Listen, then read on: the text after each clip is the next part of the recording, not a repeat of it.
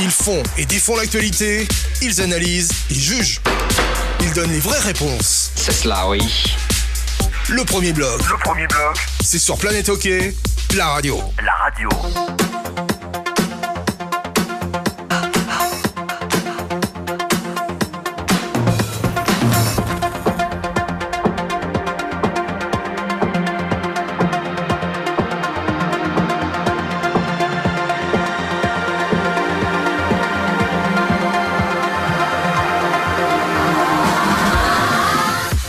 Madame, monsieur, bonsoir, bienvenue. C'est le premier blog, c'est la 105e édition désormais de votre émission que vous retrouvez généralement le mardi, mais vous le savez, nous avons également des éditions spéciales, celle du dimanche par exemple, comme dimanche dernier, et puis nous pouvons en avoir aussi d'autres dans le courant de la semaine en fonction de l'actualité. Ce sera peut-être le cas justement cette semaine en fonction du résultat de la rencontre entre Fribourg-Gotteron et Lausanne de demain. 105e édition, messieurs Laurent Perroton et Christian Ponty. 105 pour nous égale 5. Donnez-moi des noms de joueurs ayant porté le maillot numéro 5. Christian.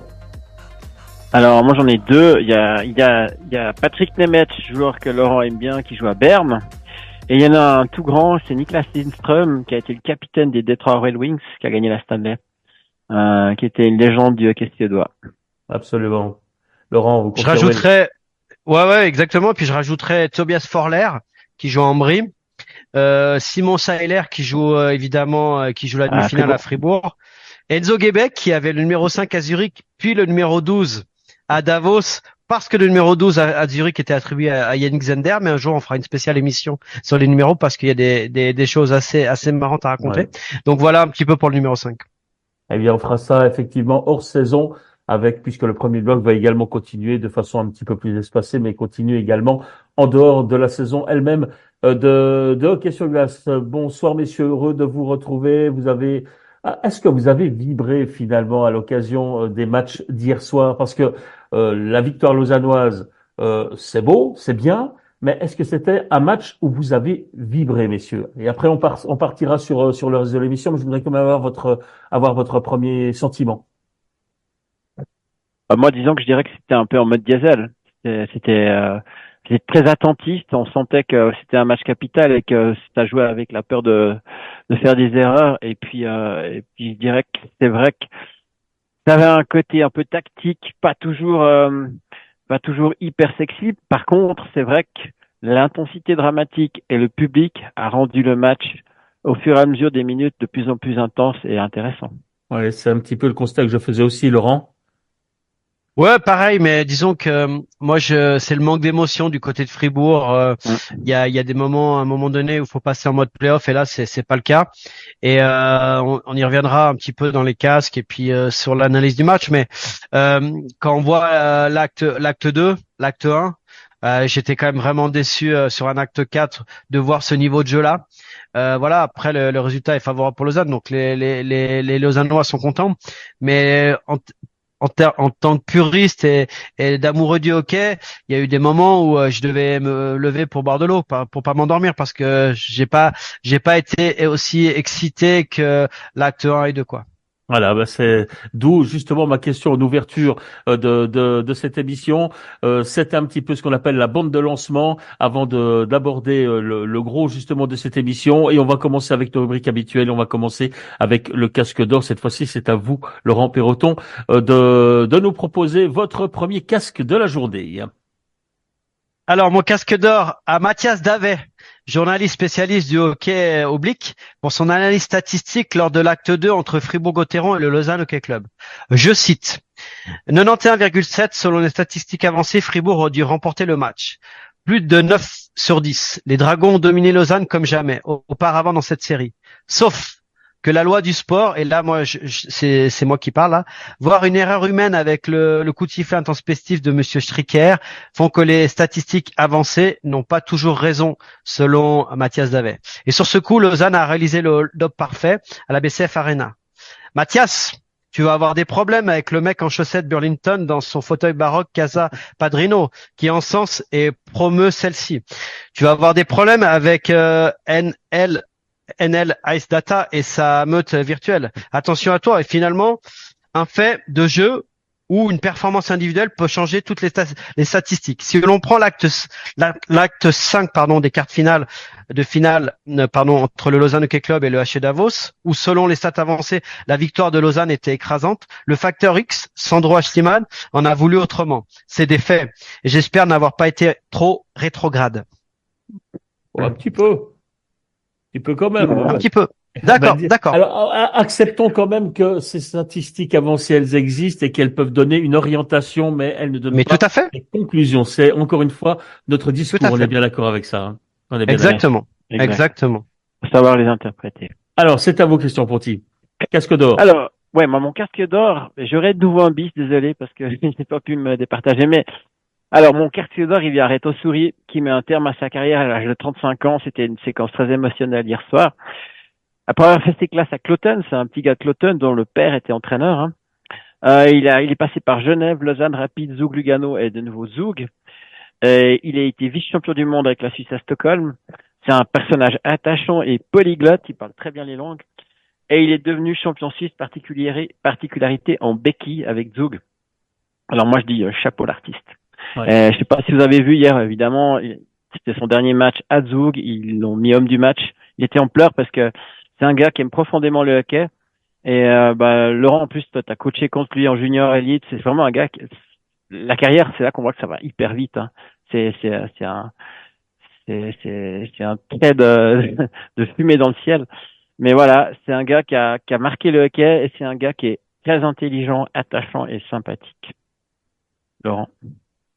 Personnellement, il m'a vraiment marqué parce que il y a eu une histoire monstrueuse à l'époque lorsque Lausanne était en difficulté financière. Vous savez que Keinec et Max Orley ont aidé le club de Lausanne et finalement on nous prétend des joueurs en Swiss League et Reto Suri qui était un jeune joueur venait avec nous jouer en Swiss League et au moment des playoffs en quart de finale du championnat on tombe contre Genève et surprise lors du premier match c'est que je vois en face que j'avais le matin à l'entraînement avec la Swiss League Reto Suri et ça avait fait des problèmes un peu en interne et finalement ça nous avait extrêmement motivés. On avait passé cette série contre une équipe incroyable du côté de Genève, mais en grande partie grâce à Reto Suri et à des problèmes politico-sportifs qui ont motivé mon équipe. Donc vraiment, je l'ai suivi toute sa carrière et puis c'est un mec qui est vraiment un passionné de hockey, comme disait Christian, qui parle toutes les langues évidemment.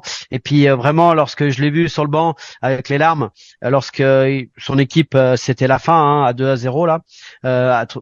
Donc du coup ouais c'est toujours des moments qui restent ancrés à vie hein.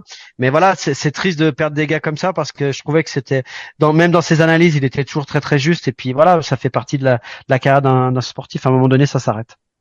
Voilà et puis après Forster à Souris c'est toujours la même année c'est toujours des moments émotionnels et puis bientôt Bikoff. Ouais alors on en reparlera ça c'est intéressant mais moi, j'avais juste un bis, je vous l'ai dit l'autre fois, et moi, je vais quand même le dire parce que je trouve que, comme on dit, il faut rendre à César ce qui appartient à César, et puis surtout quand c'est bien, il faut le dire, pas seulement quand c'est pas bien. Donc moi, mon casque d'or bis, je le mets à Connor Hughes avec ses 97,06% d'arrêt. Il est en train de démontrer qu'en playoff, il tient la route. Et puis, quand je dis qu'il tient la route, c'est avec la pression, avec les matchs, avec les répétitions, et sur la durée. Et donc, moi, je tire mon chapeau à Connor Hughes.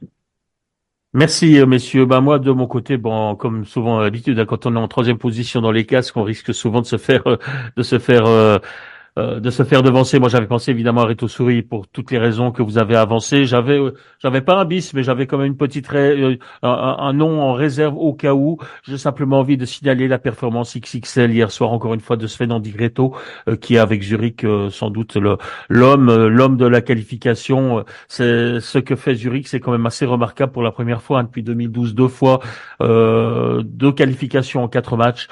C'est remarquable, mais on aura le temps d'en parler tout à l'heure. Voilà, ça c'était donc pour nos casques d'or. On va passer au casque de plomb, Laurent Perroton. Oui, alors casque de plomb, moi je l'ai mis à Marcus Sorensen. Marcus, 112 de la fatigue, ça c'est sûr. Une surutilisation durant la saison régulière, ça c'est exact. Mais quand même, nous sommes en demi-finale. Pour ton manque de leadership, donc ton casque de plomb pour ton manque de leadership, ton body language, ta façon d'être pas intéressé par le jeu défensif alors que tu joues contre une équipe organisée, volontaire et qui joue ensemble et surtout dans les deux sens de la patinoire. Ton coach Christian Dubé a été compréhensif patient et t'as coaché en essayant de te trouver des solutions avec différentes combinaisons et profils de joueurs. Le staff a essayé d'amener des solutions en sortie de zone dans le pipi, ça s'est pas mal passé, encore compliqué en entrée de zone. Mais toi, tu n'as fait aucun effort, tu es vexé et tu tapes les pieds comme un enfant de 4 ans, tu boudes. Et le pire, ce n'est pas le jeu sans puck. Le pire, c'est ton management du puck où tu as créé des occasions pour ton adversaire du jour. Tu as fini top scorer du championnat, magnifique. Tu as un joueur exceptionnel, mais c'est maintenant que ça compte. Wallmark est en difficulté, mais il essaye. Un peu d'orgueil pour ne pas être relégué aux joueurs de beau temps ou aux spécialistes du premier semestre de la saison. Wake up, Marcus, et surtout move your feet et shake your hands. Voilà. Voici mon casque de plomb. Ouais, qui est assez mérité, mais globalement, je crois qu'on peut dire aussi que c'est l'ensemble du contingent étranger offensif de Fribourg qui aujourd'hui est insuffisant, je pense. À vous, Christian Ponty. Alors, moi, je le répète et je le répète d'autant plus aujourd'hui puisqu'on est en FaceTime. On ne se consulte pas. Donc, mon casque de plomb à Marcus Sorensen, parce qu'il n'est pas en mode playoff, parce qu'il faut qu'il enlève les œufs qu'il a dans les cuissettes, parce que les stats avancées n'avancent justement rien, parce que pour information, Sorensen, il est à 11 points, meilleur compteur pour l'instant des playoffs avec 3 buts et 8 assists. Donc, les stats avancées, dans ce cas-là, tu peux les mettre à la poubelle. Mais le problème aussi, c'est que les deux autres qui sont deuxième et troisième compteurs, c'est Andrighetto et Grant, Derek Grant. Donc, moi, ce que je veux dire, c'est que c'est clair qu'il est en panne totale de confiance aussi, mais ce qui lui manque, c'est qu'il ne se bat pas, il n'est pas en mode playoff. Et ça, je crois que c'était Ngoy qui disait, te battre, c'est pas une question de talent, c'est une question d'envie.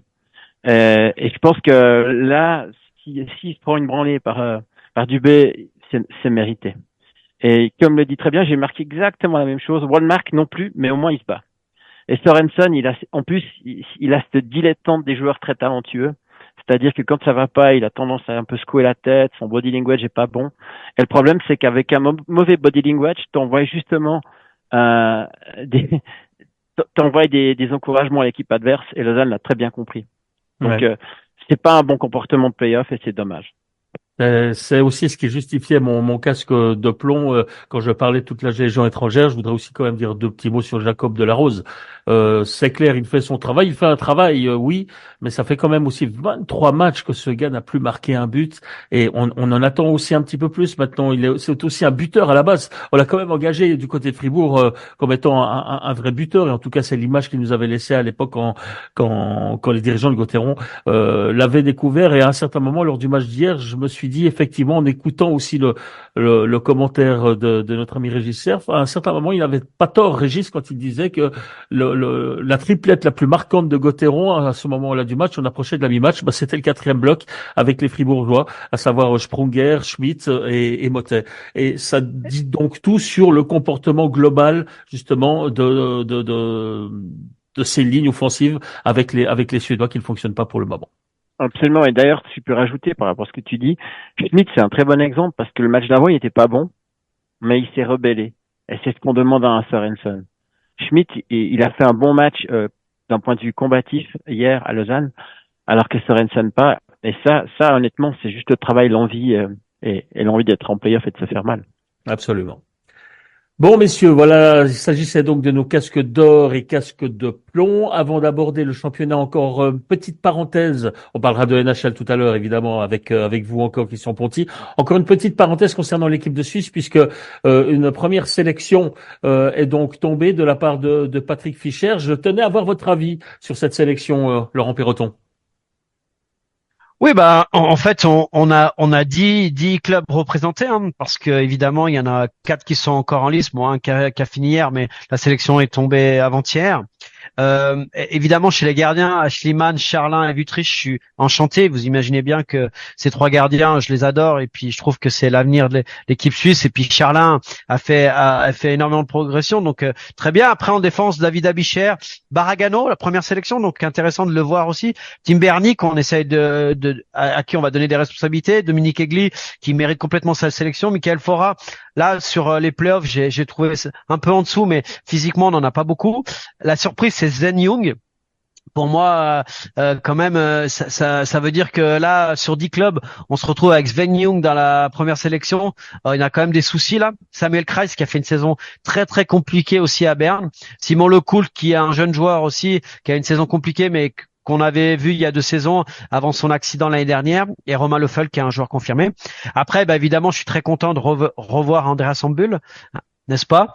Thierry Bader qui a fait une très bonne saison, Gaëtan Haas confirmé, André Heim mérite pas sa sélection sur l'ensemble de sa saison et qui a eu de grandes difficultés après son retour NHL. Tino Kessler qui est de nouveau réessayé, Michael Kunsley, Marco Lehmann, Marc Marchand qui a fait des très très très très bonnes premières sélections, Tyler Moy qui est vraiment un buteur, Valentin Nussbaumer et Tanner Richard, et puis pour finir Tristan Chervet.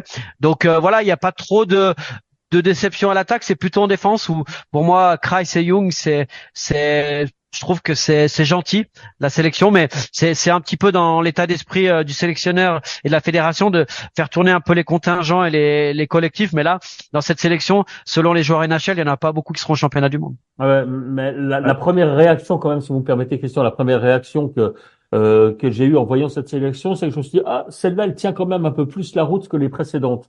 C'est quand même une équipe qui paraît plus complémentaire, plus performante, ça c'est clair. Là, on sent qu'on est quand même rentré maintenant dans le vif du sujet, Christian.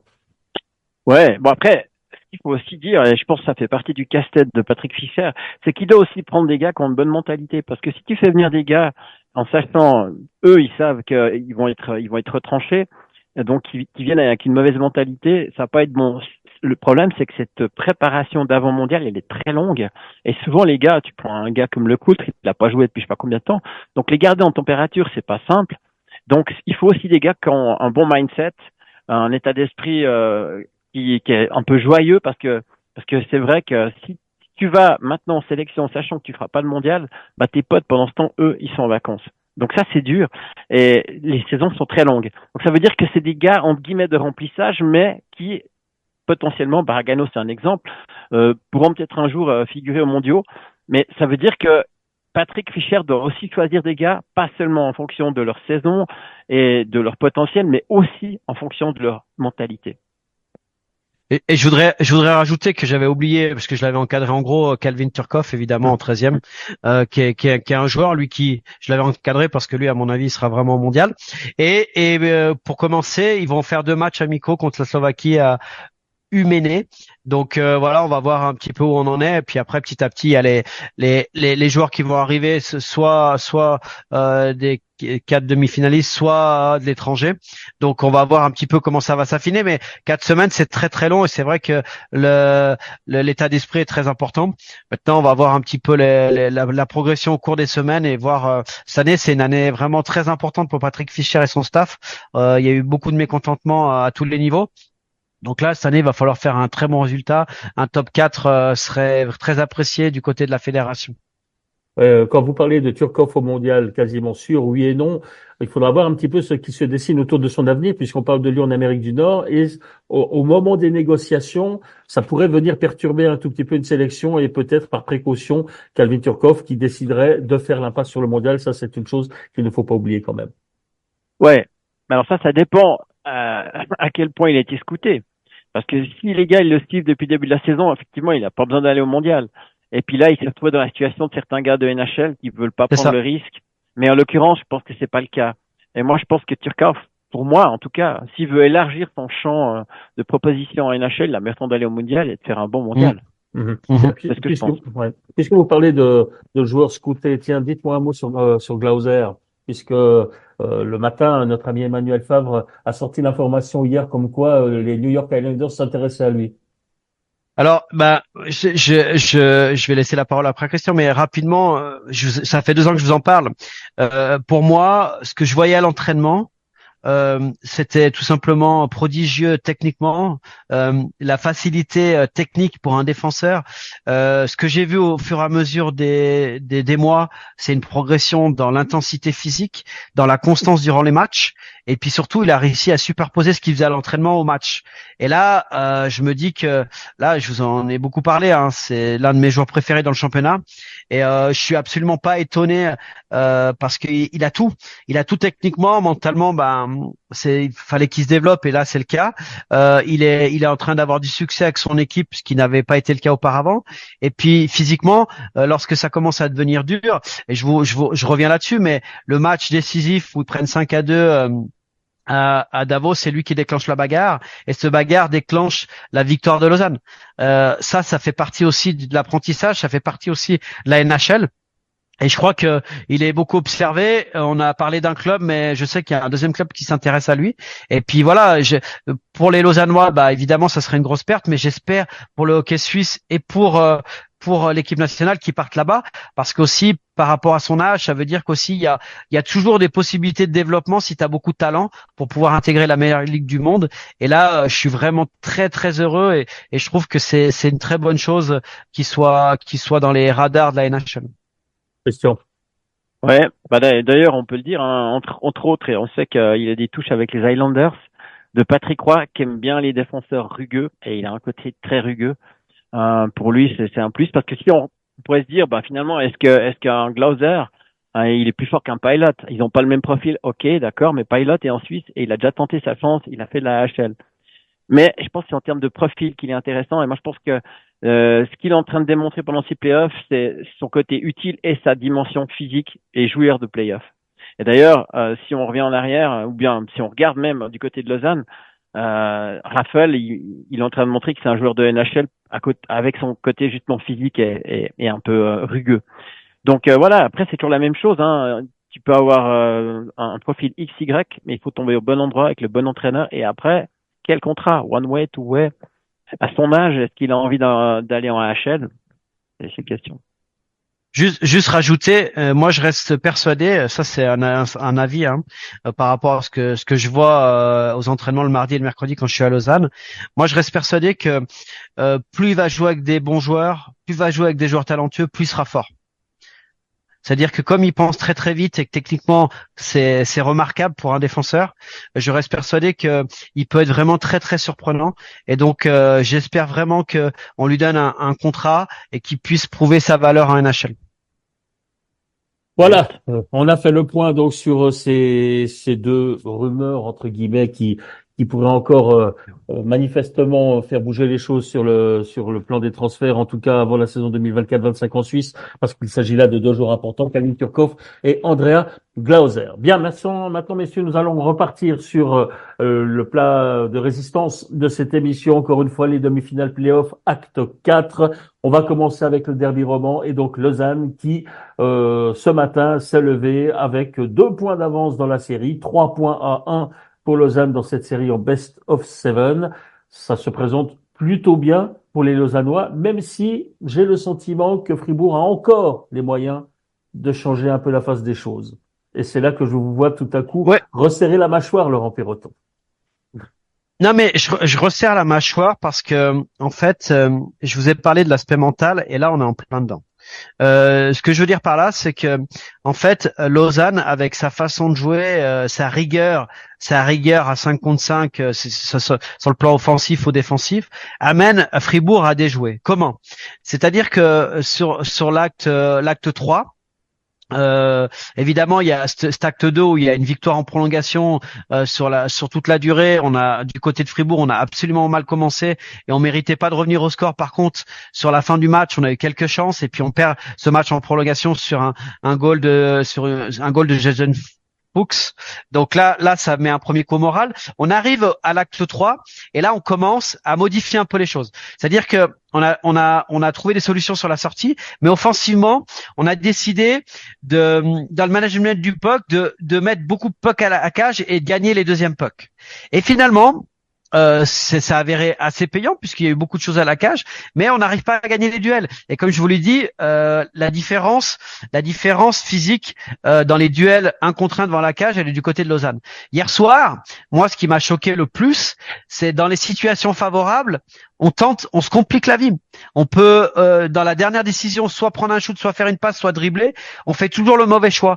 Et je pense que c'est lié à ça. C'est-à-dire qu'à partir de l'acte 2, la défaite dans l'acte 2, on a voulu dans le management du puck jouer plus simplement, mais ce qui fait la force de Fribourg, Peut-être qu'il y a de la fatigue, peut-être qu'il y a des joueurs surutilisés. Ça, c'est autre chose. Mais ce qui fait la force de Fribourg, c'est le collectif et les goals avec des tic-tac-toc qui ont fait la différence cette année sur le plan collectif. Et là, on le voit plus parce que justement, on est dans l'hésitation. Je vous donne un exemple, un Strelay, on arrive à faire un jeu, il est backdoor tout seul, il rentre à la cage.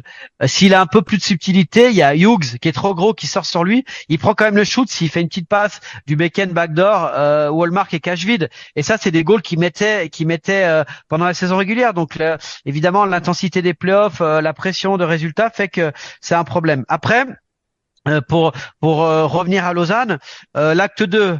Rochette, Semola, Sekac, vraiment très bon. L'acte 3, c'est Fuchs, Ria, Salomaki qui font la différence. L'acte 4, c'est Raffel, Jäger, Boson qui font la différence. Et c'est, encore une fois, on parle de profondeur. Pour moi, hier, Glauser a été bon, Frick exceptionnel. Frick, on n'en parle pas, mais Frick, il fait 2 interventions défensives où ça coûte un goal et il enlève un goal. Ensuite, Holdener a été bon. Sekac a été bon aussi. D'accord. Pour moi, le seul point noir, c'est Pilot, mais sur les 2 mauvaises pénalités à un très mauvais moment du match. Maintenant, si on vient du côté de Fribourg, évidemment, le powerplay, ça marche pas. On a retrouvé des solutions à la sortie, on sort 1-4 et c'est en entrée de zone, on n'a pas de solution. On devrait être 3 d'un côté pour pouvoir chipper le puck au fond et la rejouer de l'autre côté. Et c'est là-dessus où Lausanne est très bon, met de la pression, mais on arrive quand même 4 contre 3. On n'arrive pas à rentrer en zone parce que Lausanne joue très très bien.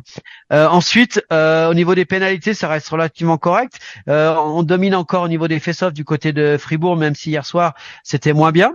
Ensuite, pour moi, le top, c'est Bikov, Borgman, Diaz, Gunderson. Bikov, on y reviendra, mais vraiment dans la justesse, dans l'intelligence et dans la vitesse d'exécution, c'est celui qui fait mieux les choses. Le 4e bloc a amené sa pierre à l'édifice, Sprunger, Schmid, Motet. Puis après, pour moi, les flops vraiment hier, vous avez parlé de Delarose, mais encore il a fait du bon travail défensif, mais Sorensen et Berchi, c'était vraiment très très inquiétant.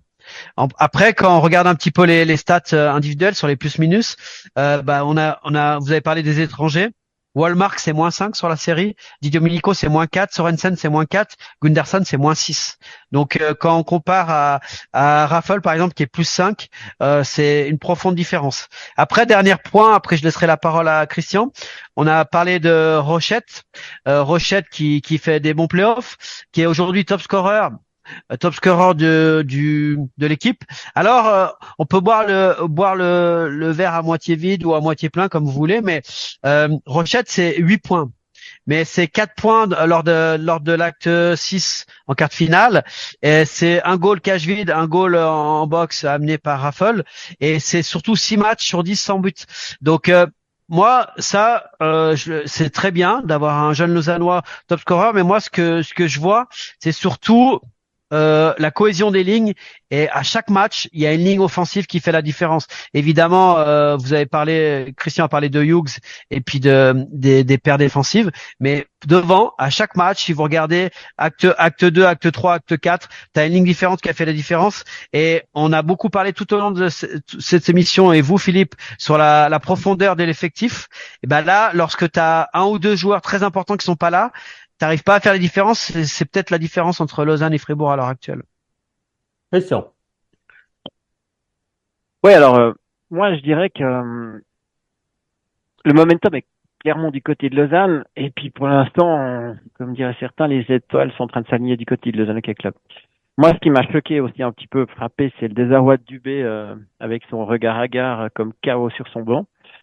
Et pourtant, la série n'est pas finie. Attention au body language, parce que en fait, il boudait. On sentait qu'il était désemparé. C'est pas de solution.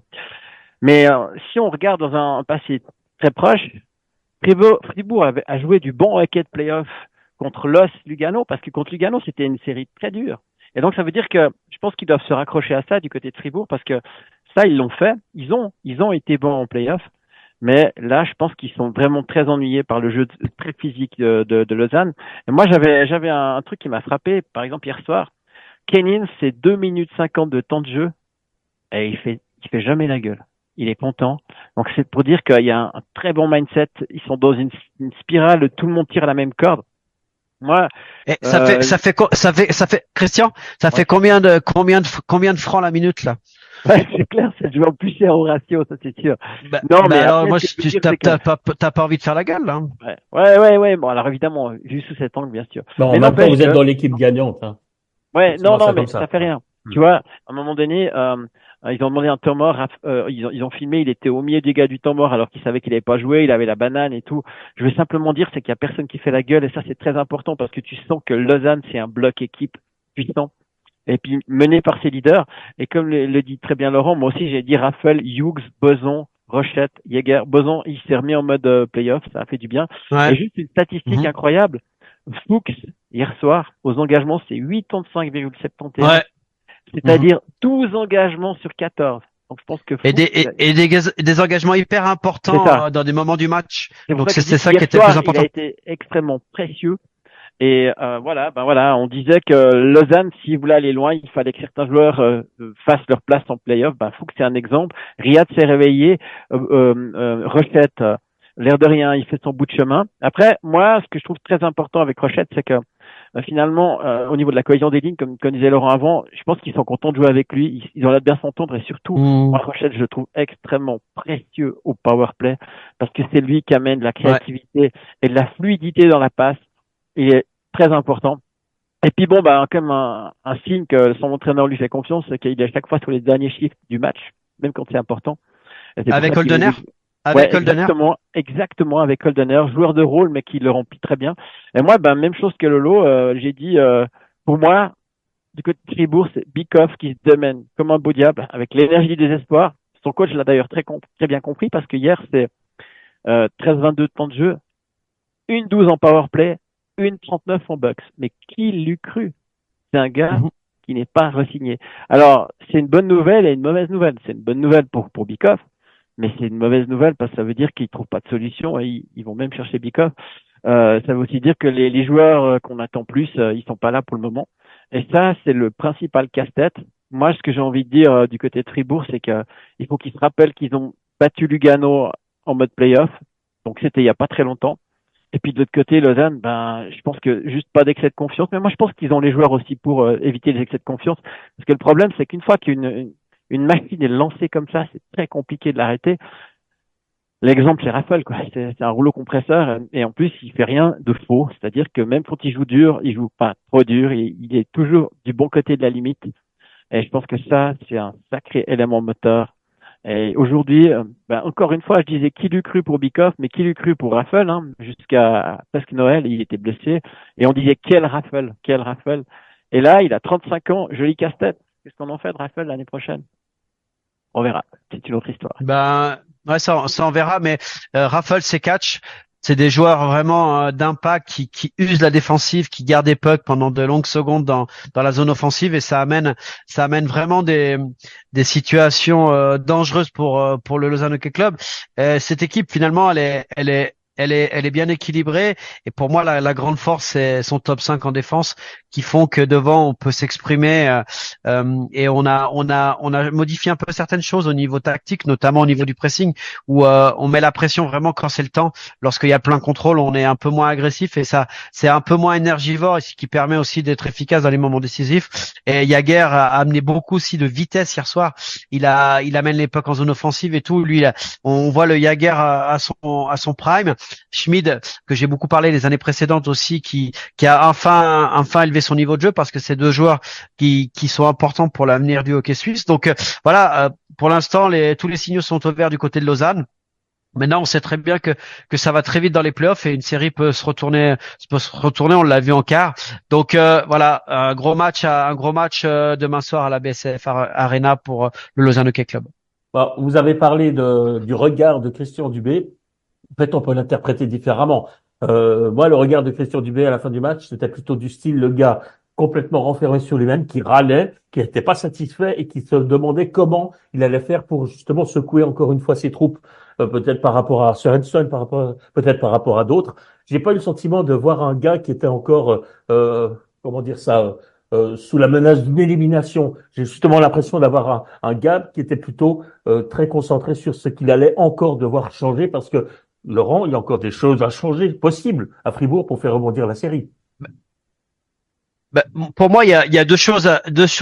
Donc, on a trouvé la solution et du coup, on a un peu modifié le jeu à Lausanne avec le pressing. Donc, les sorties de zone, on arrive à sortir plus proprement. Et Borgman et Gunderson sont très précieux à ce niveau-là. Ensuite, c'est là où on a un gros problème, c'est sur les entrées de zone. On n'arrive pas à rentrer en contrôle ou à récupérer le deuxième puck parce que c'est très très fort. Donc là, il y a une chose à améliorer. La deuxième chose à améliorer, c'est lorsqu'on a des situations favorables sur le collectif, qu'on arrive à décaler des joueurs, bah là, il faut qu'on prenne les bonnes décisions, soit une dernière passe, soit un shoot, on cherche une déviation. Donc ça, c'est là-dessus où ils étaient très bons Fribourg, ils ont un peu des difficultés. Et après, sur le power play, on a eu des grandes difficultés sur la sortie de zone, on a trouvé des solutions. Maintenant, on n'arrive pas à trouver de solution pour s'installer avec des entrées de zone. Donc là, il y a voilà les trois axes de travail pour préparer le match de mercredi du côté de Fribourg. Et ensuite, bah évidemment, faut pas commencer à voir à moyen terme là. C'est les 5 premières minutes plus les 5 suivantes après le premier tiers, ainsi de suite. Je crois que c'est comme ça qu'on va réussir à bâtir peut-être un retour dans la série. Puis du côté de Lausanne, bah vraiment bien défendre, continuer à bien défendre et puis surtout dès qu'on a des opportunités à faire la différence sur le collectif, il y a sur les back-checking, hein, on en a beaucoup parlé en début de série et c'était un vrai problème. On sait que ils se portent vite à l'attaque et puis côté opposé, il y a toujours des surnombres soit avec un attaquant, soit une deuxième vague avec un défenseur et des fois on s'oublie un petit peu dans la possession du puck du côté de Fribourg et il faut qu'on soit vraiment vigilant avec ça. Ouais, puis je me disais également, Christian, que en voyant ce Lausanne Hockey Club-là, alors là, je regarde ça de façon peut-être plus globale, mais j'ai le sentiment, je me suis dit aussi pendant le match, mais qu'est-ce qu'on a pu perdre du temps à Lausanne avec toutes ces polémiques, avec cette saison perdue. Enfin, bref, Lausanne aujourd'hui se retrouve à un niveau qui devait être le sien déjà bien avant, en fait. C'est vraiment je me suis rendu compte que cette équipe, qui est une équipe de play-off, et elle le prouve maintenant de semaine en semaine, devait faire déjà beaucoup mieux par le passé. Ça ne fait qu'encore une fois pointer du doigt tous les errements du passé parce que Lausanne est aujourd'hui à sa place. Ouais, mais Attends, bon, je vais juste répondre. ouais. Je vais juste répondre. Je vais juste répondre à Philippe. On a mis beaucoup de. C'est vrai que c'était n'importe quoi, ce Bovoda. Je vous en ai parlé. Hein, je l'ai vécu au quotidien. Mais il y a un truc qu'on peut pas enlever. Il y a certains joueurs qui sont arrivés à Lausanne sous l'ère Bovoda. Donc il n'y a pas eu que des erreurs. Donc un Raffle, un Sekatch, des joueurs comme ça. De tête, je crois que Sekatch est arrivé en même temps que Bovoda. Peut-être que je me trompe, mais il me semble que Gloser est arrivé à cette période-là aussi. Ça sera contrôlé. Mais voilà, je crois qu'aujourd'hui, ce qui a changé, c'est pas la configuration de l'équipe, c'est l'entourage du club. Et puis il y a beaucoup plus de sérénité. Ward a amené sa pierre à l'édifice. Et puis on fait un comparatif, mais il y avait ça, il y a eu pratiquement la même équipe. Hein. Il y a Salomaki qui a été rajouté avec Juice et Pilot, qu'on fait beaucoup de choses, mais et Rochette évidemment. Mais finalement, il y avait une base déjà. Et on a changé d'entraîneur. Avec Fous, ça marchait pas. Et finalement, avec Ward, ça marche. Donc, ça prouve aussi la qualité de Ward sur cette saison et demie. Ouais, moi c'est exactement ce que j'allais dire. En fait, la stabilité, elle a commencé à grandir et à se mettre en place à partir du moment où Fous n'était plus entraîneur. Parce que peut-être c'était pas sa place simplement, et puis que les gars voulaient pas jouer pour un gars comme Foust. Mais en tout cas, ce qu'il y a de sûr, c'est que Ward a fait son job, et puis on peut que l'en féliciter aujourd'hui. Après, juste pour revenir à ce que tu disais tout au début par rapport à Dubé, bienvenue dans le monde des coachs. Un coach, il se pose des questions, il doute, il a des certitudes. Après, il doit juste être clair dans son message avec ses joueurs, et il doit toujours s'appuyer sur des faits acquis. Et donc, en l'occurrence, les faits acquis du côté de Fribourg, c'est qu'ils ont battu Lugano avec un jeu de play-off. Et moi, je vois pas il peut dire d'autre chose. Parce que finalement, et la saison régulière, mais c'est pas, en play-off, ils ont été bons contre Lugano. Et c'est ça, à mon avis, là-dessus qu'ils doivent bâtir. Ouais. C'est peut-être pas une surprise non plus si on constate que finalement Gauthieron n'est pas une formation de play-off puisqu'il lui en faut des tentatives pour de temps en temps passer un tour, comme ça a été le cas d'ailleurs cette année face à Lugano. Bien voilà, merci. Voilà pour cette série entre Lausanne et Fribourg. Acte 5, c'est donc demain mercredi. Ce sera à Fribourg, où là, évidemment, à la BCF Arena, où Fribourg n'aura absolument pas le choix. Fribourg est obligé de s'imposer pour ne pas se retrouver à son tour hors œuvre. Messieurs, on passe à la deuxième demi-finale où là tout est dit. 4-0 pour Zurich, c'est clair, c'est sonnant. Si on regarde les scores, ça peut paraître parfois même un peu sévère, ce 4-0. Mais finalement, Zurich est trop fort. Voilà, c'est la seule chose qu'on peut dire. Zurich est trop fort cette saison. Ou les autres sont pas assez forts, un des deux. Parce que non, mais Alors, ça serait une bonne question de voir ce que Zurich aurait fait en premier tour contre un Lausanne dans sa forme actuelle. Parce que je pense qu'en termes de jeu de play-off, pour l'instant, c'est Lausanne qui a vraiment les deux pieds dans les play-offs. Zurich, c'est pas qu'ils sont pas trop forts, mais c'est que d'un autre côté, ils ont chopé un bien décimé, et puis derrière, ils ont trouvé un Zug qui était quand même très hésitant, et puis qui était en panne avec ses étrangers. Il faut le dire, Kovar, on l'a pas vu, il est beaucoup plus lent que les années précédentes. Et puis après, il y a quand même manqué des Hoffman. O'Neill est revenu sur le tard, mais pas en forme. Et puis voilà, quoi. Mais je pense que c'est vrai que de toute façon, Zurich est très fort. Et puis moi, enfin, je suis pas Lolo, si tu voulais déjà parler de la série, mais moi, j'ai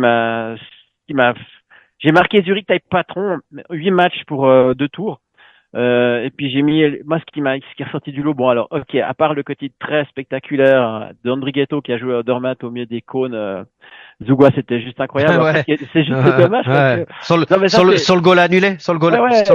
c'est du hockey des années pour les anciens de Gosselin qui se la met en tous les gars, et puis ça existe quasiment plus, hein.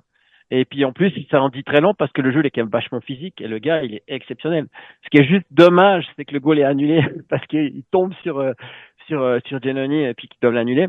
Après, Grant continue son périple en play-off qui est juste incroyable. Mais moi, ce que je trouve impressionnant du côté de Zurich, c'est que le talent, il est extrêmement bien dilué. Il n'y a pas une ligne faible, il n'y a pas un point faible.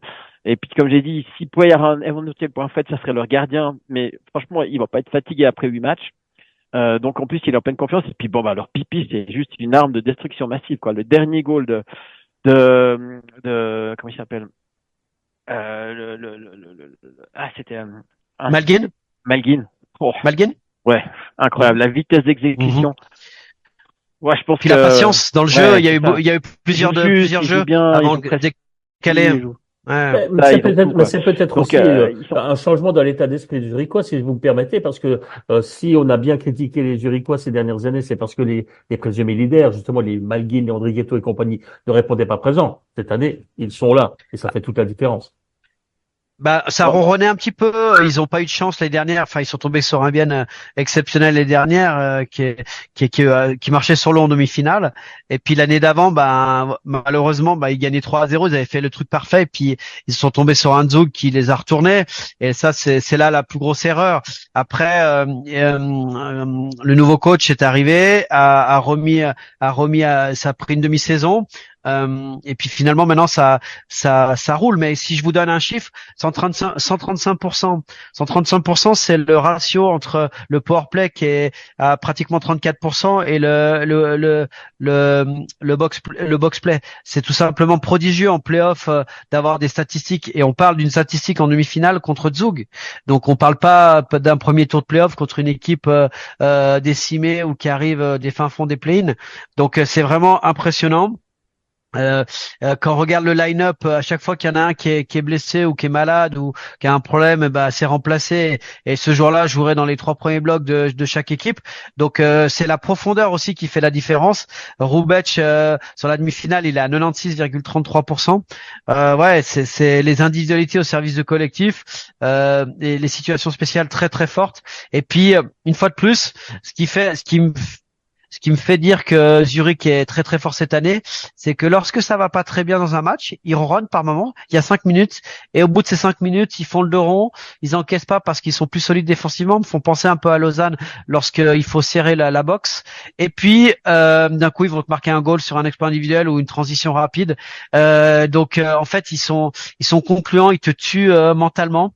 Et finalement, bah 8-0 en 2 tours, c'est tout simplement exceptionnel. Et puis ça va dépendre aussi de la demi-finale de l'autre côté des Romans.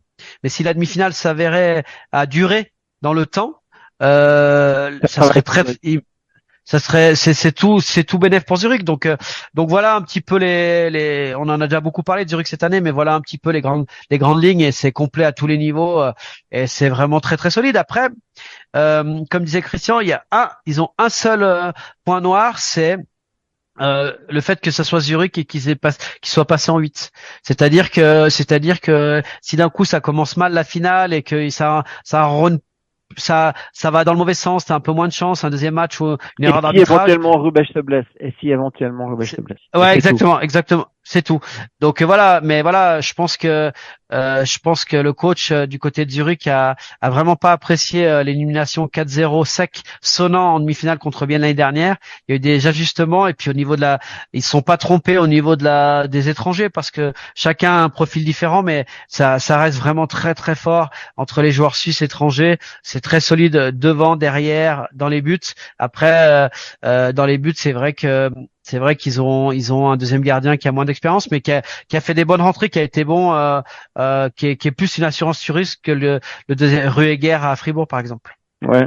Mais après, on peut rajouter un truc qui est quand même incroyable. Je regardais, vous savez, du côté de Zug hier soir, il y avait 3 blessés, c'est-à-dire Gregory Hoffman, Attilio Biasca et Elia Riva. Vous savez combien de blessés annoncés sur le line-up à Zurich? 0. 0. Aucun blessé.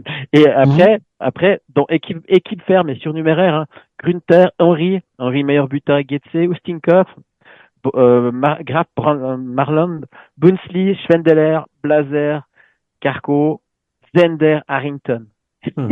Ça, Ouais, non, mais ça s'appelle de la profondeur. Non, mais Et juste pour dire, les 2 derniers matchs, les frangins Baltisberg ont pas joué. Et là, ils ont dit, bon, allez, on vous fait un petit cadeau, les gars. Ils ont les 2 joué en 7 et 8e défenseur. Les gars, il y en a un qui a joué à Langnau l'année passée. C'était des gars hyper précieux. non, cette année, il a été envoyé à Langnau cette année, puis il l'a rapatrié. Excuse, j'ai dit, ouais. Et puis, alors, juste pour dire, si tu prends, par exemple, le centre droite du 4e bloc, c'est Vili Riedi, ok? Bah, il est aussi sur le 4e bloc avec l'équipe suisse. Bah, c'est le meilleur à son poste. C'est un exemple parmi d'autres. Non, mais le 4e bloc, le 4e bloc, c'est Shepi, Sigris et Riedi. Ouais. Non, mais juste pour dire, je pense que ça serait, à Fribourg, ça serait le 3e bloc ou le 2e bloc ou je sais pas, mais enfin, c'est juste pour dire. Et la différence avec les autres années, il y a des jeunes intégrés, notamment Rohrer qui est vraiment très très bon. Après en fait, cette équipe, elle allie l'expérience, les profils différents, et puis finalement, quand on voit Lausanne, on parle vraiment de l'impact physique. Bah là, en face, vous avez Shepi, Riedi, vous avez Lamico, Grant, Lettonen, Koukan, Weber, Gering, Marty, qui sont des gros joueurs. Donc il y a du répondant à tous les niveaux, aussi bien technique que physique. Donc c'est pour ça qu'ils sont vraiment favoris du championnat. Ouais, puis je pense que tu peux rajouter que Mark Crawford cette année en championnat, il a pas pété les plombs, il était calme. Ouais. Il était vraiment. Il a préparé son affaire, il s'est adapté. Parce qu'il est sûr de son il s'est adapté, ouais. Exactement. Ouais, donc ils sont sur les rails maintenant à confirmer, mais bon là ils peuvent partir en vacances une semaine à Hawaï puis revenir pour le début de la finale, quoi. Non, je rigole, c'est pas loin. Bon, bah, ça va dépendre de demain. Hein. Ouais, bah c'est vrai que finalement la série peut être en 4-1. Hein, si d'un coup ça bascule côté Lausanne, donc ça fait qu'un match de plus. Par contre, bah, ils ont 2 fois 4-0 de l'autre côté. Hein.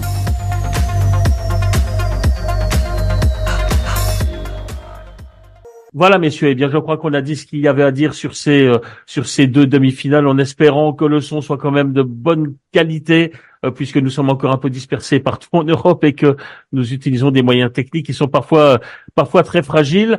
Mais ça ne nous empêchera pas, encore une fois, de vous proposer d'autres émissions, notamment dimanche. Il y aura un premier bloc. On vous en dira plus par l'intermédiaire de notre site planethockey.com. Mais on ne va pas se quitter, bien entendu, sans parler de National Hockey League avec vous, Christian Ponty. Christian Ponty, c'est votre spécialité. Qu'avez-vous retenu de ces dernières heures de l'autre côté de la Gouille? Bon, alors déjà, pour en revenir à nos rondelles, puisque c'est ça le thème. Alors, on peut juste dire une chose toute simple, c'est que Nashville a envoyé le New Jersey en vacances, ou plutôt au mondial. 3-2, victoire contre les New Jersey. Et en fait, exact. Yossi a marqué le 3e goal, ils ont gagné 3-2. Donc, en gros, on peut dire merci à Yossi parce qu'on aura tous les gars du New Jersey, enfin ceux qui viennent. Mais au-delà de ça, c'est juste pour dire que Yossi a passé à 21 goals, donc il continue sa moisson. Et puis, officiellement, New Jersey, c'est mort. Donc maintenant, le travail va être du côté de Fischer pour convaincre les joueurs du New Jersey pour venir disputer le mondial. Ça, c'est une chose. Ensuite, je vais quand même continuer. Alors, il y en a qui vont nous dire, ouais, Renbacher, on s'en fout, il est autrichien. Mais en attendant, c'est juste, il est en train de se passer des choses incroyables de son côté. Et donc lui, il continue son ascension prodigieuse du côté de Laval. C'est-à-dire qu'au début, on se demandait s'il allait rentrer dans le line-up pour les défenseurs pour obtenir la qualification pour le Rocket de Laval. Donc là, non seulement il est dans le line-up, mais en plus il joue les powerplay et les box-play. Il a marqué son premier goal à Laval et un magnifique goal, un scud magnifique. Et tout ça pour dire que il parle éventuellement, vu que maintenant c'est officiel, les Canadiens de Montréal ne seront pas en play-off, de l'envoyer peut-être 1 ou 2 matchs avec le Canadien de Montréal. Ça serait une belle récompense pour lui, mais en tout cas, Magnifique. il est déjà dominant ouais. avec le Rocket. Donc il est en train de confirmer le talent de la saison passée. C'est juste magnifique. Et puis finalement, est-ce que c'est vraiment un hasard, puisque le symbole de Rocket de Laval, c'est un grand R sur le torse, comme Ryan Bacher. Donc il était fait pour jouer dans cette équipe visiblement. Ça, c'était la deuxième news. Et maintenant, je veux pas vous commenter tout un article que j'ai lu dans le Journal de Montréal. Il parle, le titre de l'article, ça s'appelle « La NHL recule de 50 ans » et il parle de Matt Trempe. Pourquoi? Parce que, voilà, en fait, c'est le seul joueur de NHL qui vient sur la glace je dis bien que pour se bagarrer. Donc il a un temps de jeu moyen d'environ 5 minutes par match. Et à tous les matchs, quasiment, il se bat ou il blesse quelqu'un. Donc, effectivement, c'est du hockey des années, il y a 50 ans en arrière. Et en fait, la seule utilité de Matt Trempe, c'est de mettre le trouble dans l'équipe adverse ou bien de blesser un bon joueur comme il l'a fait avec Siegenthaler. Et le problème, c'est que il a une tension terrible, ce gamin, parce que si sur les 5 minutes de temps de jeu qu'il a, il se bat pas, il risque de perdre sa place. Donc, c'est très critiqué parce qu'évidemment, il y a des gens qui luttent. C'est la grande bagarre en NHL. Des opinions pour ceux qui sont pour ou ceux qui sont contre les bagarres. Et Matt Trempe, c'est vraiment un phénomène de foire parce que il y a d'autres goons, mais ces goons, actuellement, c'est des gars qui savent jouer au hockey, qui ont quand même des 10-12 minutes de temps de jeu et qui mettent des goals. Lui, il en met pas. Il est juste là pour brasser et souvent blessé. Donc, il y a des grands joueurs qui se sont exprimés. Donc, des Mike Bossy, des Mario Lemieux, des Brett Hull. Ils se sont élevés pour oser dire on est contre les bagarres. Et de l'autre côté, les grosses pointures actuelles comme les Sidney Crosby, McDavid, Draisaitl, McKinnon, Matthews, ils osent pas se prononcer. Et le problème, c'est que ça crée beaucoup de tort à ceux qui sont contre les bagarres. Donc, c'est un gros débat, mais c'est un bel article à lire sur le Journal de Montréal. Et le titre, c'est « La NHL a reculé de 50 ans grâce à Matt Trempe ». Alors, je vous encourage à aller le lire. Oui, clairement que c'est très bien résumé. Finalement, moi je trouve que il faut évoluer avec son temps et là, il devient un petit peu old school, obsolète, tout ce que tu veux, mais finalement, je trouve que moi je suis d'accord avec les anciens que là, ça a plus d'allure d'avoir un mec qui est juste là pour se battre en tout cas. Ouais, et puis surtout que quand on dit que c'est un phénomène de soir, il fait 2 mètres. C'est 2 mètres, donc s'il arrive lancé comme un train, il est juste dangereux. Comme un taureau. Exactement.